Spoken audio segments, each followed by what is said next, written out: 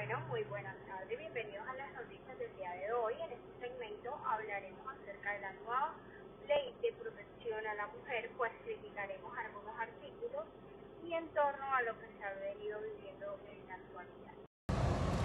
Bueno, para dar paso a este segmento, primero que todo comenzaré hablando yo y posteriormente le daré la palabra a algunos encargados de la Secretaría de la Mujer en diferentes puntos del país. Bueno, en primer lugar, el artículo 7 establece que el sistema educativo incluirá contenidos de educación o coeducación y pedagogía feminista sobre la educación sexual e igualdad de género en todos los niveles educativos, así como los contenidos sobre el uso adecuado y crítico de Internet y las nuevas tecnologías para poder prevenir esta violencia sexual y proteger la privacidad. Además, se impulsará la inclusión de estos contenidos en los planes de estudio universitarios y se velará por su cumplimiento. Entonces, también tendrá en todos los ámbitos del sistema educativo a través de los servicios de inspección educativa. En lo personal, yo considero que está bien apoyar desde las escuelas porque son los primeros cimientos básicos de la educación, no son solo la educación se forma en las escuelas, no solo la educación sexual se forma en las escuelas, para mí 100% viene la educación desde casa. Entonces me gustaría que impulsaran programas, además de impulsando la educación, también programas impulsando a los padres para poder prevenir esta situación. Bueno, por otro lado, también hablaremos acerca del artículo 9, que es un punto importante en la lucha contra la violencia sexual y promueve prevención a través de las campañas de concientización y sensibilización.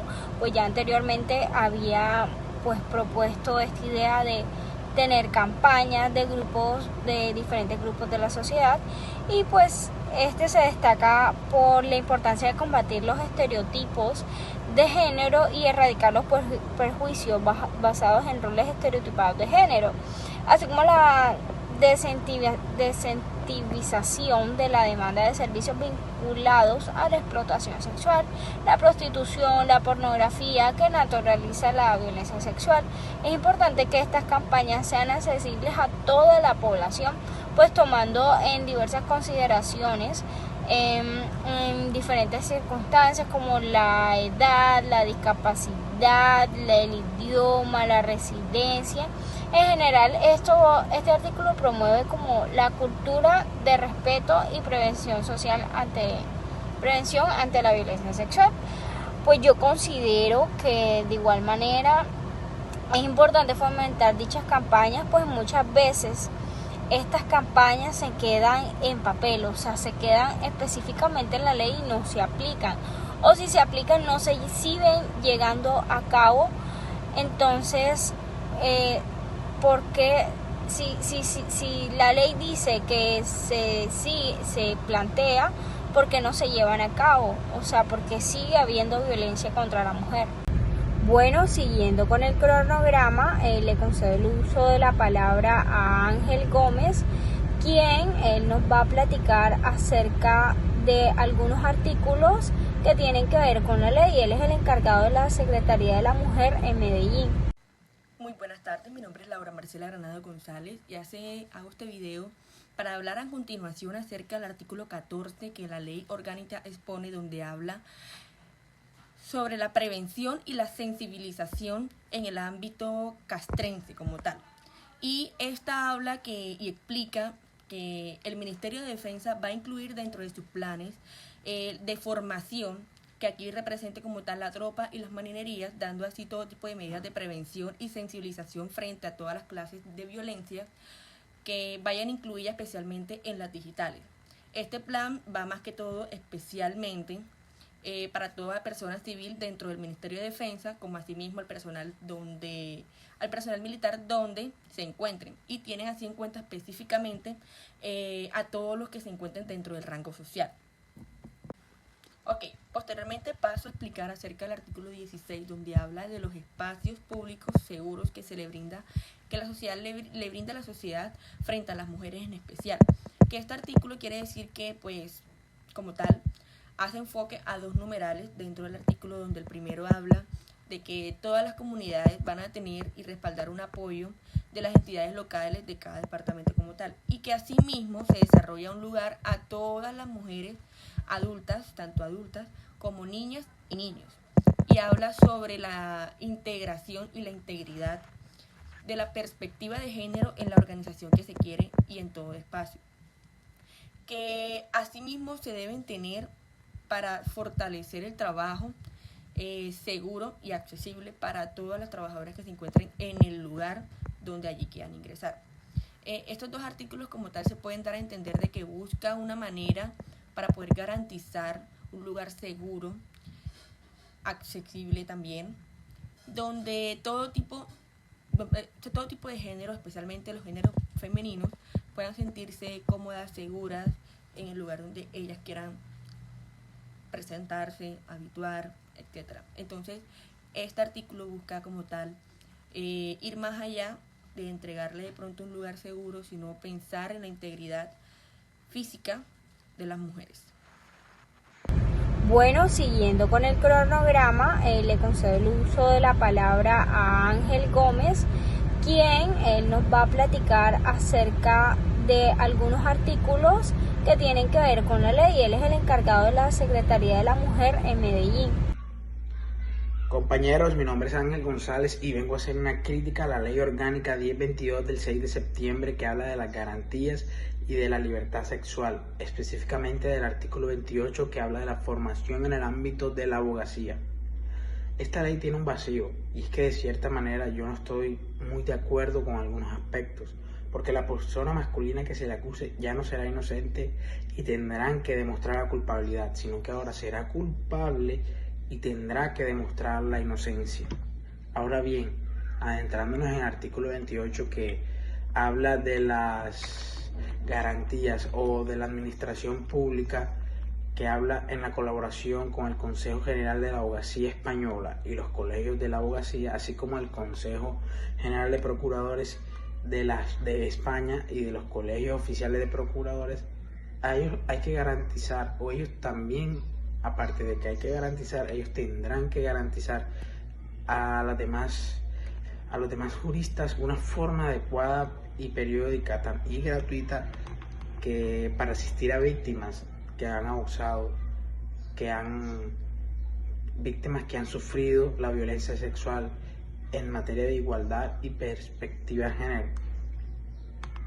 Básicamente esto se dirige hacia las personas pues que practican la abogacía y todas las que están en el sistema judicial, lo cual de cierta manera es como una obligación para que estas personas tengan que ejercer y tengan que priorizar. Yo entiendo la gravedad de un caso de violencia sexual, pero también hay que entender que las entidades judiciales en su enseñanza académica ya tienen este tipo de casos, ya existen programas de protección sexual hacia las personas que en este artículo menciona. El sistema penal ya distingue este tipo de delitos de manera equitativa, respetando el debido proceso, no como se hace en esta ley, que da cierta tendencia a no cumplir en su totalidad el debido proceso.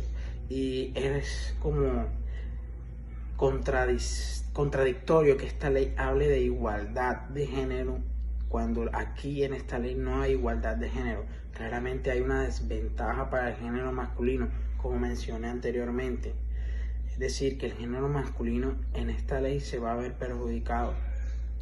Pero como esta ley dice que es para bajar la violencia sexual, pues fue aprobada, lo cual no es demostrable porque de cierta manera hay que perjudicar al hombre. No, eso no es necesario. Lo necesario es perjudicar directamente a las personas que cometen este delito. Muchas gracias, compañeros. Bueno, qué excelente presentación, Ángel. Ahora el turno es para la señorita Alejandra Romero, ella es la encargada de la Secretaría de la Mujer en Cartagena. Muy buenas tardes, les habla la reportera Alejandra Romero. Hoy les explicaré un poco sobre el artículo 3 de la Ley de la Garantía Integral de la Libertad Sexual. Esta ley, también llamada Solo si es sí o Ley del Consentimiento, se enfatiza o muestra el sexo como una demonización. Busca maquillar las acciones causadas por el deseo sexual con reciprocidad para maquillarlas con acciones agresivas. Este proyecto de ley de garantía de libertad sexual, o también llamado anteriormente Ley del Solo Sí es Sí, diseñado por el Ministerio de Igualdad, reforma el Código Penal para que el consentimiento expreso sea clave al juzgar los delitos sexuales y borra la distinción entre el abuso y la agresión sexual. No hay que quedarse atrás sobre el tema de los varones adultos, ya que estos resultan invisibilizados en la nueva Ley de Libertad Sexual. No se les menciona por ningún lado o en absoluto, ya que es inusual en el preámbulo, que se parece más a una disertación ideológica que a una exposición del contenido de una ley. No existen los hombres como víctimas de la violencia sexual, por más que sean muy minoritarios estadísticamente frente a las mujeres. Esta ley estatal no debe obviamente referirse exclusivamente en materia a las mujeres, sino también a la invocación del Convenio de Estambul. Debe integrarse en el ámbito de los valores y del ordenamiento estatal, ya que esto se trata y no puede ser discriminatoria. Por otra parte, esta conducta está castigada en nuestro ordenamiento desde el primer Código Penal y se refiere tanto a los hombres como a las mujeres. Como se menciona anteriormente, no hay que dejarlos atrás. ¿Qué significa que la norma tiene que ser ciega ante género? Que no se debería demostrar incomprensión de la mutilación genital femenina frente a la masculina, al mismo hecho criminal. Pero ello no puede implicar una contemplación penal separada de la mujer como la del hombre. Además, lo que exige es examinar la posibilidad de agravación de la pena a través de las circunstancias generales de género, en este caso cualquier género, huyendo de una comprensión estrictamente binaria del mismo, no al construir códigos penales distintos para hombres y mujeres. Y por último, ya para finalizar, le concedo el uso de la palabra a nuestro compañero Marcelo Vergara, quien es el encargado de la Secretaría de la Mujer en Valledupar. Hola, mi nombre es Marcelo Vergara y pues frente a la presente ley que estamos estudiando en este caso, me gustaría criticar o me gustaría especificar sobre un artículo que me parece muy importante, pues siento que deja un espacio libre. Que es un espacio libre, el cual no está de pronto abarcando y que de pronto no se encuentra en otro articulado o en otro artículo siguiente o anterior. Estoy hablando específicamente del artículo número 24, donde hablan de la formación para los profesores, que esta va desde su estudio previo, su especialización, su estudio continuado y su permanencia de estudios de nuevas leyes, aplicaciones o nuevas formas de tratar con la violencia sexual.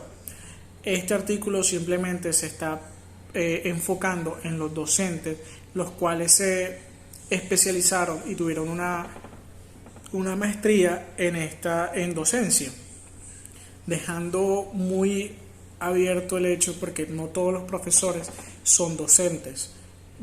Esto quiere decir de que no está abarcando a aquellos profesores que no tienen una especialización en docencia y que de pronto no cuentan con los cursos y las capacitaciones y las especializaciones suficientes en temas de violencia contra la sensibilización de la violencia sexual, y que esto puede dejar un hueco muy abierto en esto de generar conciencia, de sensibilizar a la población, porque si no podemos sensibilizar a los estudiantes a través de los profesores, pues estamos dejando mucho que desear con esta ley, sinceramente.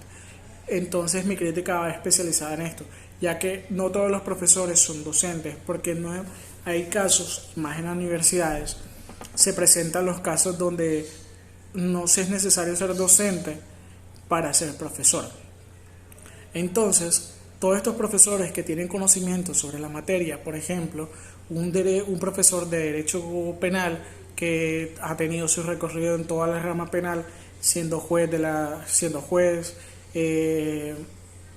estando en muchas especializaciones, diplomados y cosas en derecho penal tiene la capacidad o tiene el conocimiento suficiente para impartir estas clases de derecho penal. Y esto es a lo que me quiero referir, de que estas personas que no estudiaron docencia y que de pronto no hicieron su especialización en docencia sino en derecho penal, tienen las capacidades sí para impartir estas asignaturas o estas materias, pero que no tienen la formación necesaria para sensibilizar o para adecuar su plan educativo con programas o campañas de sensibilización contra la violencia sexual. Entonces mi aporte es este, y pues siento que es un punto muy importante el cual se debe regular, pues no lo vi presente en artículos posteriores o artículos previos sobre este tipo de formaciones.